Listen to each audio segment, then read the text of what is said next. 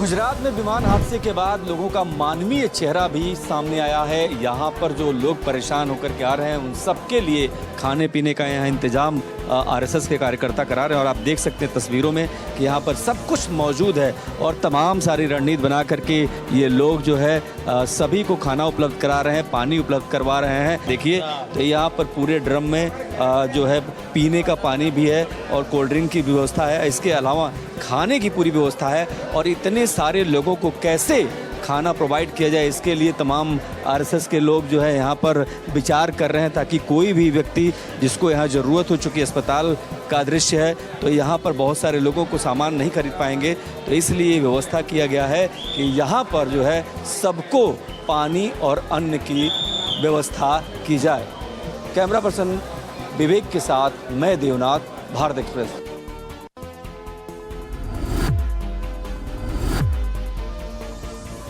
अयोध्या के रहने वाले एमबीबीएस प्रथम वर्ष के छात्र डॉक्टर अक्षत जायसवाल भी अहमदाबाद मेडिकल कॉलेज में उस समय लंच कर रहे थे जब विमान दुर्घटना हुई है। उसके बाद वो गंभीर रूप से घायल हो गए और घायल होने के बाद उनको उसी मेडिकल कॉलेज में इलाज के लिए भर्ती कराया गया। इस दौरान जब विमान दुर्घटना की जानकारी इनके परिजनों को मिली तो परिजनों ने जब उनसे कोशिश किया बात करने की तो बात नहीं हो पाई, लेकिन उस दौरान इनको सूचना मिली कि डॉक्टर अक्षत जायसवाल भी घायल हुए हैं। तो इनके परिजन बाई कार अयोध्या से अहमदाबाद पहुंचे, जहां वे उन्होंने अपने पुत्र से मुलाकात की। राहत की बात यह है कि अब वो खतरे से बाहर हैं। इस दौरान अयोध्या में जो उनके शुभचिंतक हैं उन्होंने यहाँ पर उनके अच्छे स्वास्थ्य के लिए ईश्वर से कामना भी की है। कैमरा सहयोगी मानस के साथ मनमीत गुप्ता, भारत एक्सप्रेस, अयोध्या।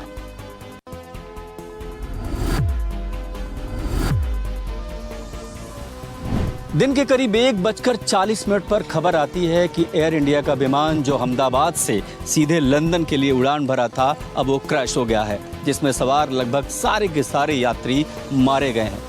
विमान गिरने के साथ ही धुएं का गुबार कुछ इस तरह उठता है कि लोग इसको देखकर भयभीत हो जाते हैं। थोड़ी देर में एयरपोर्ट अथॉरिटी इस खबर को कंफर्म करता है और बताता है कि जी हाँ, इस तरीके की घटना हो चुकी है। इसके बाद पूरे देश में शोक की लहर पैदा हो जाती है। थोड़ी देर में एक खबर आती है कि बहुत दुखद स्थिति है, क्योंकि जिस जगह विमान गिरा है उसके ठीक नीचे रेजिडेंट डॉक्टर रहते थे, ट्रेनी डॉक्टर रहते थे और इस हादसे में उनको भी बहुत क्षति पहुंची है। इस समय हम घटना से महज 100 मीटर की दूरी पर हैं और ये जो सड़क है सीधे उसी जगह जाती है जहां पर ये दुर्घटना हुई थी। और मैं आपको बताऊं कि यहां पर जैसे ही खबर मिली पुलिस को कि यहाँ पर हादसा हो चुका है, इस पूरी सड़क को बैन कर दिया गया। बचाव के लिए तमाम सारी गाड़ियां आ गईं और इन सब गाड़ियों को कहा गया कि लगातार जो आग लग रही थी, जो धुएं का गुबार था, उसको बुझाने का काम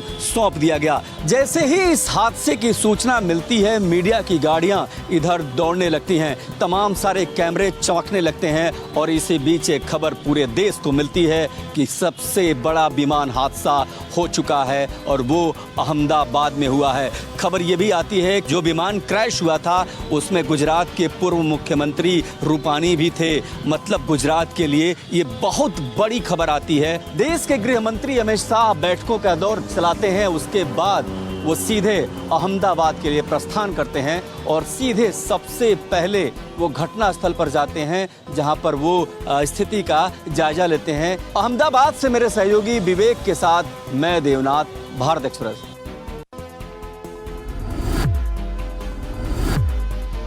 अहमदाबाद में एयर इंडिया का विमान दुर्घटनाग्रस्त हो गया, जिसमें 200 से ज्यादा लोगों की मौत हो गई। उसके बाद मनसे प्रमुख राज ठाकरे का एक फेसबुक पोस्ट चर्चा का विषय बना हुआ है। उन्होंने सवाल उठाए हैं कि बोइंग के ड्रीमलाइनर को लेकर कई शिकायतें थी, ऐसे में डीजीसीए ने कार्रवाई क्यों नहीं। इसके साथ ही राज ठाकरे ने कई सबूत देकर बोइंग की ड्रीमलाइनर उड़ान सेवा पर सवाल उठाए।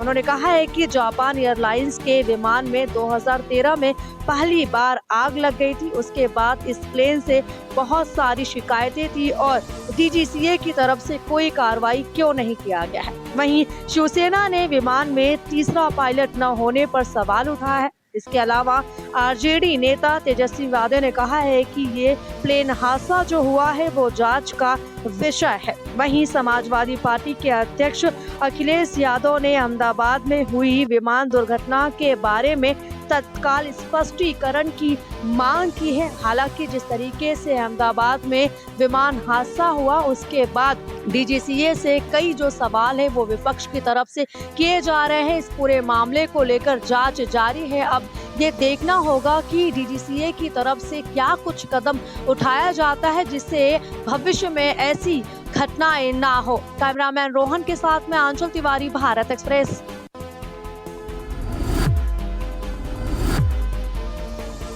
विमान हादसे के बाद सिविल अस्पताल में काफ़ी भीड़ है और गंदगी न हो इसके लिए अस्पताल प्रबंधन ने बहुत अच्छी व्यवस्था की और आप देख सकते हैं कि किस तरीके से सफाई कर्मी हैं जो लगातार अस्पताल को साफ रख रहे हैं। इनके लिए एक बड़ी चुनौती है लेकिन अपना काम बहुत अच्छे तरीके से कर रहे हैं और अस्पताल को साफ सुथरा रखने की कोशिश कर रहे हैं। ये बताइए साफ सफाई कैसे हो रही है?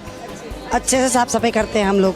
बहुत हमको दुख हुआ है, ये सब लोग कैसे हो गए ना, हमको बहुत दुख हो गए। हाँ बहुत। आपको पता है कि विमान हादसा हो गया, बहुत सारे लोग मर गए, आपको पता है? पता है। कल दोपहर 1:30 बजे हमको PG हॉस्टल में पता चला। हमारे PG के वहाँ के साफ वहाँ पे डिनर करने के लिए गए। पूरा मत्था जला, पैर हाथ सब जल गए। उनको जीने कोई चांस नहीं है बचने की, लगता नहीं। लोग सफाई कर रहे हो फिर भी करते हैं, हमारी पूरी ईमानदारी से हम हमारी ड्यूटी निभाते हैं। ये जो लोग हैं इनके भी अपने कुछ लोग घायल हैं लेकिन इसके बावजूद इनका कहना है कि ये सफाई जो है बेहतर तरीके से करते हैं क्योंकि इनकी ये ड्यूटी है। कैमरा सहयोगी विवेक के साथ मैं देवनाथ, भारत एक्सप्रेस, सिविल अस्पताल अहमदाबाद।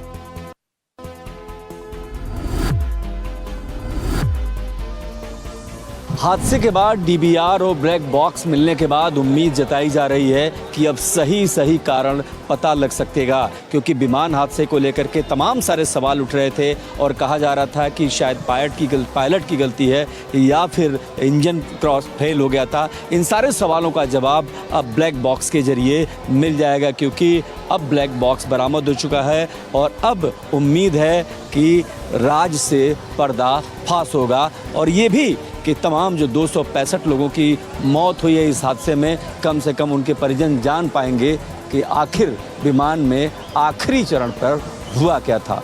कैमरा पर्सन विवेक के साथ मैं देवनाथ, भारत एक्सप्रेस।